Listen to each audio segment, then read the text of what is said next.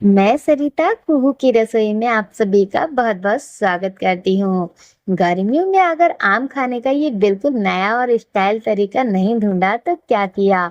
ना ही मावा ना ढेर सारे ड्राई फ्रूट, सिर्फ एक सीक्रेट इंग्रेडिएंट्स के साथ बनेगा ये एकदम क्रीमी और रिफ्रेशिंग मैंगो साबूदाना कस्टर्ड। देखते ही मुंह में पानी आ गया ना, तो चलिए बिना देरी किए इस सुपर इजी रेसिपी को शुरू करते हैं। सबसे पहले कढ़ाई में दूध गर्म होने के लिए रखेंगे। अब इसी दूध में से थोड़ा सा गुनगुना दूध एक कटोरी के अंदर हम निकाल लेंगे। तो यहाँ पर दूध बहुत ज्यादा गर्म नहीं होने देना, सिर्फ गुनगुना ही रखना है।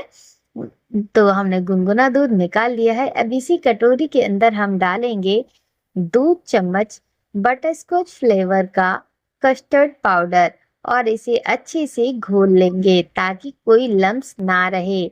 बटरस्कॉच का फ्लेवर आम के साथ बहुत ही बढ़िया लगता है। अगर आपको ये फ्लेवर पसंद नहीं है तो आप यहाँ पर दूसरा भी ले सकते हैं, लेकिन ये फ्लेवर मैंगो के साथ सच में बहुत ही ज्यादा बढ़िया लगता है। अब यहाँ पर दूध में हल्का सा एक उबाल आ चुका है, इसके अंदर हम डाल देंगे चीनी। चीनी डालने के बाद हमें अच्छे से इसे घोल लेना है।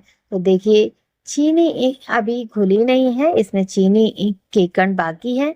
तो चीनी को बहुत ही अच्छे से हमें घोलना है। तो यहाँ पर 2 मिनट भी नहीं लगे हैं, चीनी हमारी अच्छे से घुल गई है और दूध में उबाल आ गया है। जैसे ही एक उबाल आएगा, हमें यहाँ पर तैयार किया हुआ कस्टर्ड हल्के हाथ से पहले मिला देना है, जिससे कि तले में ये बैठ जाता है। तो मिलाना बहुत ही ज्यादा जरूरी है। ये छोटे छोटे स्टेप्स हैं दोस्तों, जिन्हें हमें फॉलो जरूर करना चाहिए। तो देखिए कस्टर्ड जब तक हमारा उबल रहा है, हमने यहाँ पर मैंगो प्योरी रेडी कर ली है। तो आप यहाँ पर मैंगो प्योरी पहले ही रेडी कर सकते हैं। गैस की हमने फ्लेम बिल्कुल नॉर्मल रखी हुई है, लो फ्लेम पर।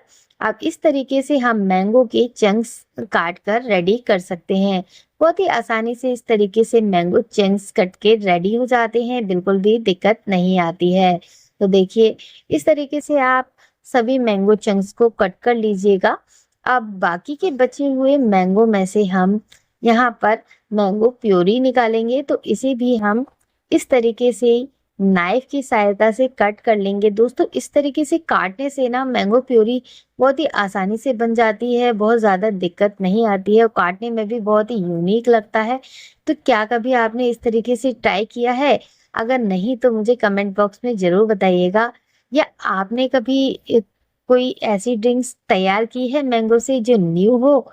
या आपको अगर हमारी रेसिपी कैसी लगती है ये भी कमेंट बॉक्स में जरूर बताइए। तो देखिए कितनी आसानी से इस तरीके से मैंगो चंक्स निकाले जा सकते हैं। तो यहाँ पर हम मैंगो चंक्स नहीं निकाल रहे थे दोस्तों, हमें यहाँ पर सिर्फ प्योरी के लिए बनाना था। तो हमने इसे इसी तरीके से निकाल लिया है, जिससे कि बहुत ही आसानी से सभी मैंगो चंक्स निकल जाएंगे। तो सभी मैंगो को हमने इसी तरीके से कट करके इसका पल्प निकाल लिया है और यहाँ पर डाला है इसे ग्राइंडर जार के अंदर। हल्का सा इसमें आप दूध मिक्स कर सकते हो प्योरी के अंदर।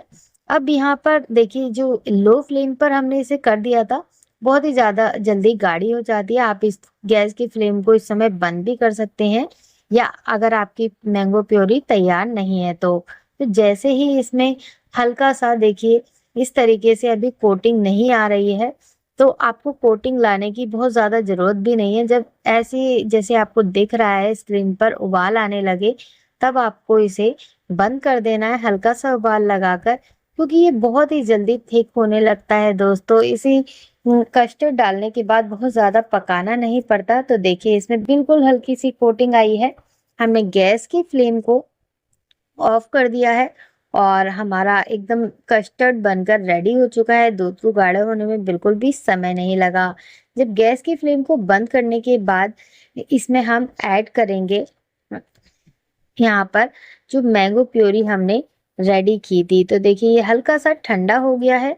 जब भी हमें ऐड करनी है, गर्मा गर्म में ऐड नहीं करेंगे, नहीं तो हमारा जो दूध है वो फट जाएगा। तो जब हल्का सा ठंडा हो तभी आप इसमें मैंगो प्यूरी ऐड कर दीजिए। अब बहुत ही अच्छे से हमें इसे मिक्स कर देना है। तो देखिए सभी सारी मैंगो प्योरी को हमने इसी कस्टर्ड में ऐड कर दिया है। तो अब इसे हम निकाल लेंगे किसी बाउल के अंदर। तैयार है हमारा एकदम मैंगो कस्टर्ड बनकर, कितनी जल्दी से बनकर रेडी हो गया है। अब यहाँ पर हमने एक कढ़ाई में लिया है साबूदाना। साबूदाना को हमने फुला कर नहीं रखा दोस्तों, डायरेक्ट हम यूज कर रहे हैं। गैस की फ्लेम को ऑन कर दिया है, पानी डालकर अब इसे पका लेंगे, उबाल आने देंगे इसमें। तो देखिए उबाल आ चुका है इसके अंदर और धीरे धीरे साबूदाना जो है पकना स्टार्ट हो गए हैं, हल्के हल्के ट्रांसपेरेंट हो रहे हैं दोस्तों। मैं आपको पास से दिखा रही हूँ। तो देखिए उबाल लगाते हुए ही इसे पकाना है हमें। इसे उबलने में 5 से 6 मिनट लगेंगे दोस्तों और हमारा एकदम परफेक्ट साबूदाना रेडी हो जाएगा। अब इसे आपको छान लेना है। तो यहाँ पर हमने लिया है एक बाउल, बाउल के अंदर हमने इस साबूदाना को छाना है। छानने से पहले दोस्तों हमने थोड़ा ठंडा पानी मिक्स किया है, जिससे कि हमारा जो साबूदाना है बिल्कुल भी चिपकेगा नहीं। तो ठंडा पानी आप जरूर मिक्स करें इसे छानते समय, जिससे कि साबूदाना के एक एक दाने जो है नॉन स्टिकी बनेंगे। अब यहाँ पर हमारा ये मैंगो कस्टर्ड जो हमने बनाया था वो ठंडा हो चुका है। अब इसे हम ग्राइंड कर लेंगे। दोस्तों ग्राइंड करना बिल्कुल ऑप्शनल है। आपको अगर एकदम स्मूथ टेक्सचर पसंद है तो आप इसे ग्राइंड जरूर कीजिएगा। तो यहाँ पर हमने इसे ग्राइंड करके करके बाउल के अंदर ट्रांसफर किया है। अब इसी में हम डालेंगे ये बॉइल्ड साबूदाना। साबूदाना डालने के बाद हमें इसे अच्छे से मिक्स करना है। दोस्तों आया है ना एकदम creamy creamy rich texture. Secret ingredients भी मैं इसमें अभी यूज करने वाली हूँ जो आपको गर्मी से राहत देगा। तो यहाँ पर देखिए ये है हमारा सीक्रेट इंग्रेडिएंट्स, सब्जा के सीड्स। दोस्तों गर्मियों में सब्जा के सीड्स बहुत ही ज्यादा हेल्थ बेनिफिट होते हैं। सब्जा के सीड्स में ढेर सारा फाइबर होता है जो डाइजेशन को अच्छा रखता है और हैवी कस्टर्ड खाने के बाद भी पेट को हल्का महसूस करवाता है। तो ये ढेर सारे फाइबर से भरे हुए होते हैं। अब यहाँ पर कटे हुए मैंगो चंक्स ऐड कर देंगे। उसी तरीके से हमने यहाँ पर मैंगो चंक्स को काट कर पहले ही रेडी रखा था। तो देखिए कितना सुपर क्रीमी और टेस्टी रिच हमारा मैंगो साबूदाना कस्टर्ड बनकर रेडी हो चुका है। इसे बनाने में बिल्कुल भी ज्यादा देर नहीं लगती है। अब आप इसे अपनी पसंद के ड्राई फ्रूट से डेकोरेट कर सकते हैं। यहाँ पर मैंने हल्का सा पिस्ता इसमें गार्निश कर दिया था। अब इसे सर्व किया है हमने ठंडा ठंडा ग्लास के अंदर।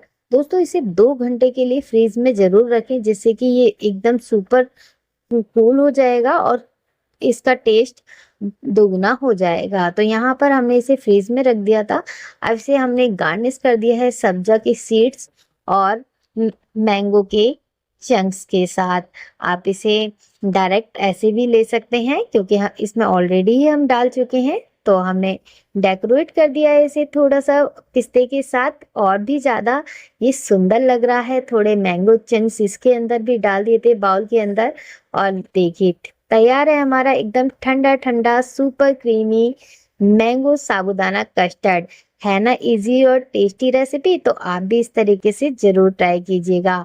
और अगर आपको हमारी आज की साबूदाना मैंगो कस्टर्ड की रेसिपी पसंद आती है तो दोस्तों के साथ शेयर करना बिल्कुल मत भूलिएगा। चलिए फिर मिलते हैं एक नई रेसिपी के साथ। तब तक के लिए राधे राधे।